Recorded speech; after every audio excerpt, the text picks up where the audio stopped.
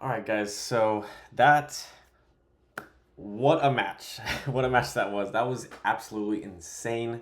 So the final score for the Manchester United versus Bournemouth game was 4-4. 8 goals scored total within that match. I feel like I haven't seen that in a really long time. I'm just gonna do a quick post-match analysis, kind of go through how that happened. It's still insane to me. I'm so glad I actually watched this game. I was unable to because my Fubo, Fubo has been having these issues with NBC and NBC Sports or something, so I wasn't able to watch it. I had to actually live stream it on my phone and then AirPlay to my computer. But long story short, chaotic game. So glad I was able to watch it. Let's get through the analysis here. So in the 13th minute, Manchester United took the lead very deservingly. They were dominating for quite a while. Amad Diallo kind of headed in an interesting way, a very on the spot, just super close range header. It was a deflection off of the goalkeeper who tried to save it, but it kind of just bounced up, and then Diallo just headed it in. Super easy, but a goal is a goal. Doesn't matter for Manchester United. Definitely doesn't matter for them. And then in the 40th minute, it was against the run of play. Semenyo capitalized on a very incredibly terrible defense from Manchester United, and he fired in a beautiful strike or it was relatively close to the first half. I think his strike was pretty amazing. I just have some of the stats pulled up here. So yeah, Semenyo, he hadn't gotten a goal for since October or something crazy like that. He's 25 years old. He's from Ghana, but just a little bit about him. He hadn't scored in such a long time, so of course Manchester United just put it on a silver spoon for him and gave him a goal, of course. So congrats to him for not scoring for a while and getting a goal against Man United on such a big game as well. Right before the first half ended, 4 minutes into stoppage time, I think there was 5 minutes of stoppage time. Casemiro ended up with a header in the back of the net because of Bruno Fernandez's corner. Just simple, effective. Couldn't ask for a better goal. I was thinking, okay, maybe they actually have something going on here. I was like, Man United are tied with Bournemouth, who are not doing super well in the Prem right now, because Bournemouth hadn't won in over 5 games easily, and I think they had a couple of ties, a couple of losses. Man United looking a little bit better, of course. They have, I think they lost to Everton was one of the last ones they had there, but besides that, they've been doing pretty well ever since then. But yeah, it was good to see the old Brazilian Real Madrid legend Casemiro getting on the score sheet as per usual. I feel like he's been scoring so much more often nowadays, which is insane given his age, but he is very experienced. So that was really nice to see. 46th minute, so right after the halftime, a minute after the halftime, Bournemouth equalized again. It was actually 38 seconds after halftime. Evan Nilsson, I gotta get that name right. He finished Tavernier's through ball. Very easy finish, very simple finish, and it was all tied up again. So it was obviously 1-1 at some point, and then it was 2-2. Yeah, this game was insane. This game was really insane. But it was good to see. He hadn't scored in a very long time as well, so it was good to see that as well from a very great player like him. I was gonna see. I think he's Brazilian. Yes, he's Brazilian. I don't know if he actually plays for the Brazilian national team. I'll have to look into that. But yeah, what a great player for that game, and it was very impressive. 52nd minute. Yep, it was the beautiful strike, beautiful free kick from Marcus Tavernier. Sorry, I'm terrible with names. Very clean finish. Bruno Fernandes just jumped. He could have at least maybe done something. I'm not sure, but he couldn't get there on time, and nothing happened there. And it was a great finish. Great finish. I don't know. I mean, what did they give the goalkeeper? They gave him a 5.7. That's actually kind of decent. I mean, he conceded 4 goals. He had 5 saves though. He was pretty good. He wasn't great. A lot of the saves that he did have to make were like not super difficult to make, so I feel like that's also a key performance indicator right there. But yeah, it was a very well struck free kick strike, and yeah, they definitely deserved to take the lead at that point as well. But then Bruno Fernandez was like, you know what? You can score a free kick. I can score one as well. And so he ended up striking the back of the net with a beautiful free kick as well, which was incredibly impressive.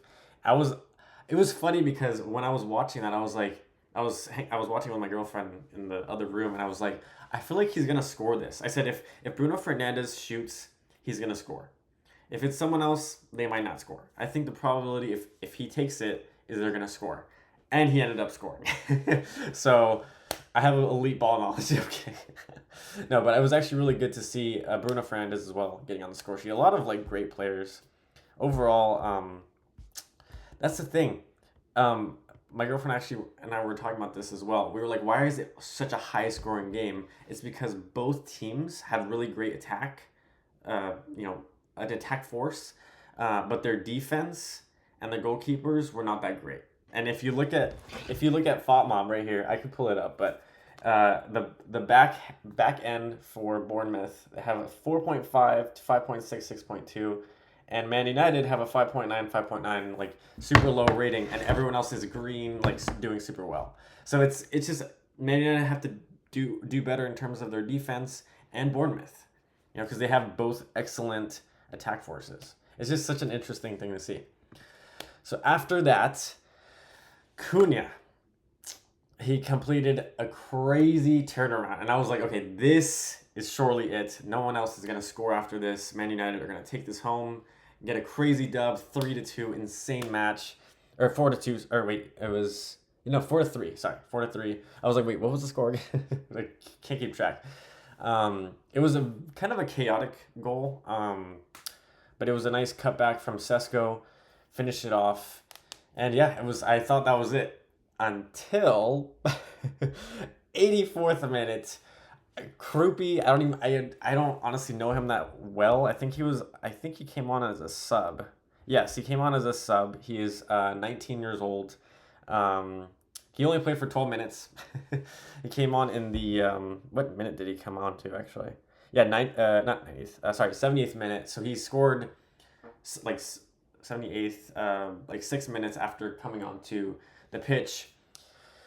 And yeah, he leveled the game for Bournemouth, and it was absolutely insane. I was not expecting that, but honestly, I just thought it was a very entertaining game, of course.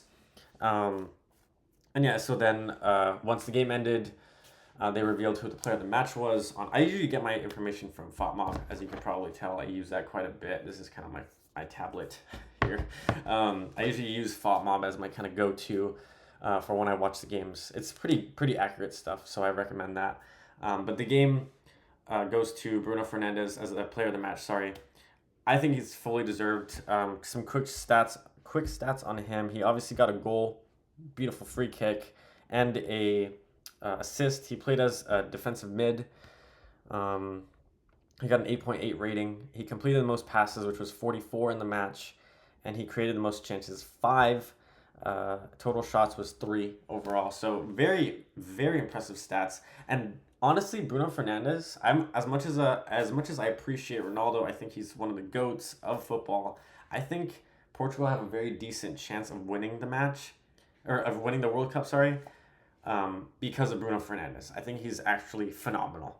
But anyways, let's get straight to the updated Premier League standings. It's a little bit small for me to read on there, but just a quick little glance here. Manchester United are at 6th place with 26 points, which is kind of insane because Arsenal are at first with 36. So there's a 10-point difference. The biggest gap, I was actually talking about it earlier, was between Aston Villa and Chelsea, which is a 5-point difference, 33 to 28 to Chelsea. And then AFC Bournemouth are still not looking super great. They got obviously a draw in this match, and they're sitting at 13th place with 21 points. Their last 5 matches were a draw, loss, draw. Manchester United was a draw, win, loss. So it's a little bit more chaotic in terms of a winning streak. They had a little bit of a winning streak for a minute, but then I think Everton knocked them out of that. If I'm mistaken, if I'm not mistaken, I can't remember who stopped their winning streak from Manchester United there, but yeah, I think overall, I think they have a decent chance of making it to the Champions League at this point if they continue to perform like they did today, except work a little bit more on their defense. That's the main thing. Their defense needs some work, as you can tell from this. Same as Bournemouth, of course. But talking about Man United, since they are almost in Champions League territory, that's what they need to work on. And maybe if they're able to do that, they can actually get a win sometime. Those are all the slides that I have. But yeah, that's about it for the match recap for this video and live stream. I'm also live streaming this on Twitch as well, so if you guys want to check that out, of course, be sure to check that out. And yeah, thank you guys so much for watching. Let me know what your thoughts are on this game. I am going to do another recap. Let me just check to see the other games for tomorrow. I'm probably going to do the Barcelona versus Guadalajara at 12 p.m. It is Copa del Rey, round of 32. And then I might be streaming the Real Madrid one on Wednesday. So yeah, tune in for that. And yeah, thank you guys so much for watching. Be sure to check me out on TikTok. I post a ton of content there as well. And I just created a brand new website, so be sure to check that out. I should put a link right here, but it's just kickingitwithkevin.com, kicking without the G. All right, guys, thank you so much for watching. And I'll catch you in the next video /live stream. All right, peace.